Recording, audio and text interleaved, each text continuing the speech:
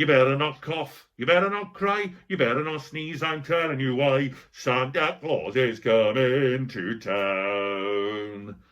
Poor bugger. Yeah, it's me. It's me, Dave. Hold on.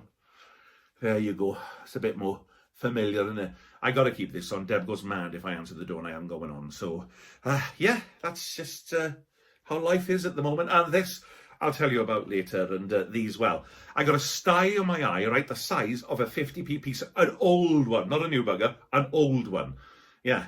And I tell you what it is, right? It's Christmas, right? It's Deb, it's the girls, it's my mother, it's her mother, and it's Boris, especially Boris. I've called it bloody Boris, actually. Yeah. Except, unlike the real Boris, this one ain't changing its mind. It's sticking out at all bloody angles. Can barely touch it. Can barely touch it. I look like I got a thong across my face. Imagine, right, before the pandemic, right, going in to a bank or a shop like that. They'd hit the floor and call the police before you knew it. You'd be banged up. You'd be in bloody Pentonville, still around, Pentonville, Cardiff prison before they know it, right? Yeah, Santa Claus is coming to town. Oh, I don't think you should bother. I mean, just think of the year he's going to have, right? He'll have to socially distance Comet, Vixen, Dasher and the others, right? And Rudolph, right, will have to wear PPE. I don't think Santa should bother coming. I mean, he's not allowed to mix indoors for a start, is he? And even if he does come down the chimney, he'll have to mask up and wash his bloody hands for 20 seconds after every time he's eaten a mince pie. It'll take him all night to do this street, let alone the whole world. And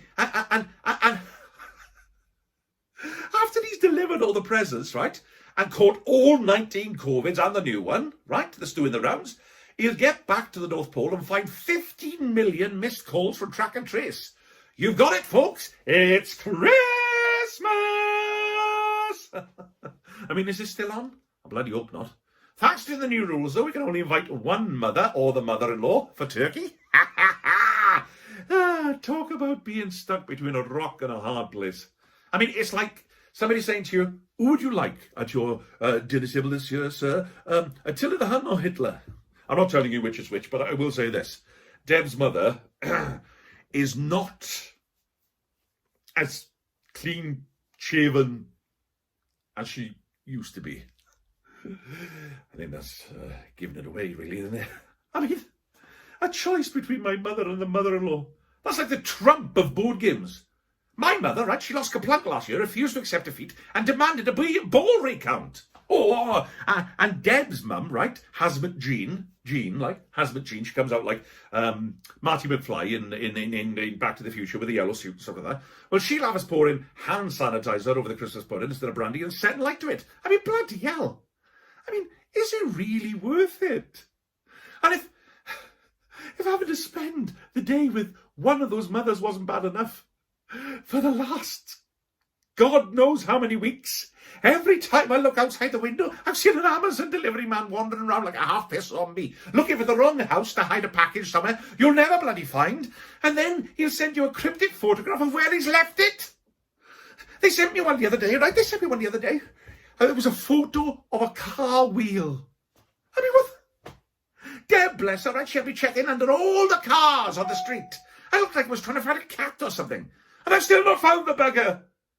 Oh, and we've already had carol singers round. Well, one carol singer. And incidentally, weirder what, her name is Carol. And she's a singer.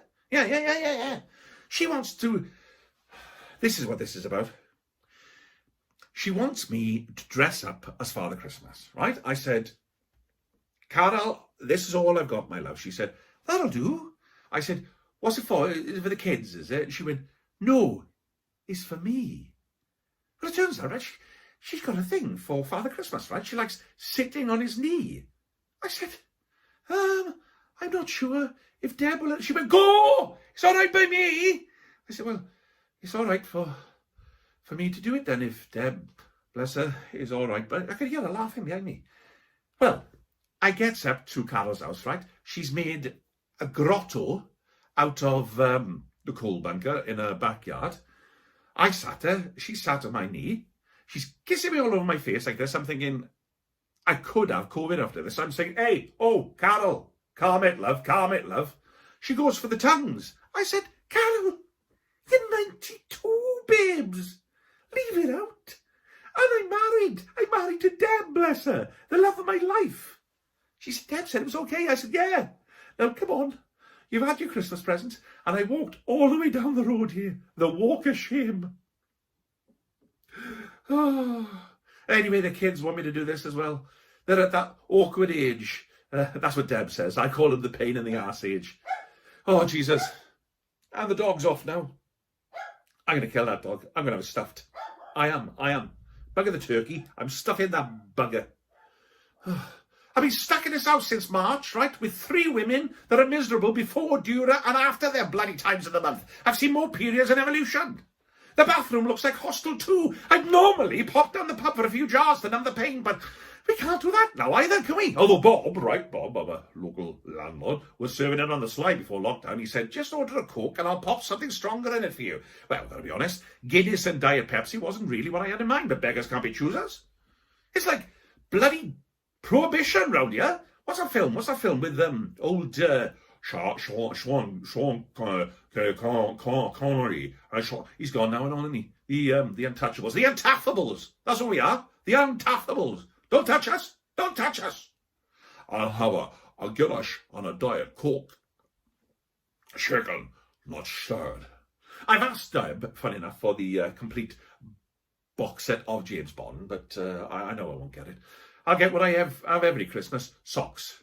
Novelty socks. Although, hopefully this year they're not Star Wars novelty ones. Not after the whole cocking an Ewok incident. Not a real Ewok. I didn't put my Todger in Warwick Davis or anything like that. No, I wasn't doing anything unsavoury to Warwick. I mean, that wouldn't be tenable. But a bumps. Thank you. It's a nightmare. I've had it in the back of my mind for ages. Nobody laughs. I mean, everyone on our street has put up the decorations. Mr. Rooney the Looney, he's got one of them gadgets, right, that projects festive images and slogans on the wall. Well, he did have. But he turned it on, and about half an hour after it was on, it started to malfunction, right? And, well, it missed one of the letters from "'Twas the Night Before Christmas." I came back from walking the dog one night, and it said, "Twat Night Christmas." Yeah. Oh, the irony. Ah, God. Our lights are all green. It looks like we've got an infestation of green flies. Aye. This panic and pandemic is dragging on like the Lord of the Rings trilogy, followed by the Hobbit ones. If this carries on the way it is, right, I'll be wiping my ass with those necks. Not hobbits, with the DVD sleeve covers. Oh, I'm not feeling this festive thing, people. I swear I'm not. I mean, I'll do my best, right? I've got loads of wrapping paper, and I quite fancy a Guinness and a Diet Pepsi, so, well, what can I say? Have a wonderful Christmas, right? Look after yourselves. Look after each other. Try to stay safe. And, well, if we all survive this Christmas with our mother-in-laws or our mothers and stay sane in the new year, it'd be a bloody miracle. I love you all. Thank you. And good night. It's going to be your mother and